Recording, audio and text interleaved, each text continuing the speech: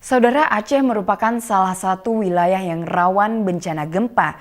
Untuk itu pelatihan simulasi gempa diberikan kepada siswa sekolah luar biasa atau SLB Negeri Ane Nanggro, Kota Loksmawe.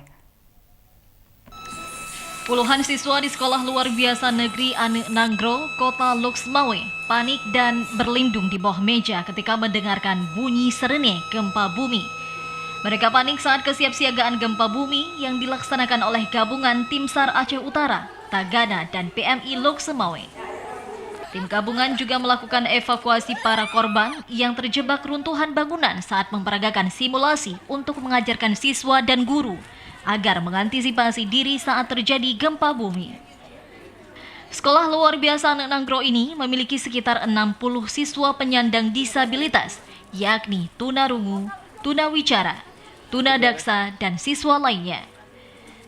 Ketua SAR Aceh Utara, Hasbullah Ali, mengatakan selama ini sangat banyak anak-anak penyandang disabilitas yang menjadi korban bencana gempa bumi akibat tertimpa reruntuhan, terutama ketika bencana di Kabupaten Pidi Jaya lalu.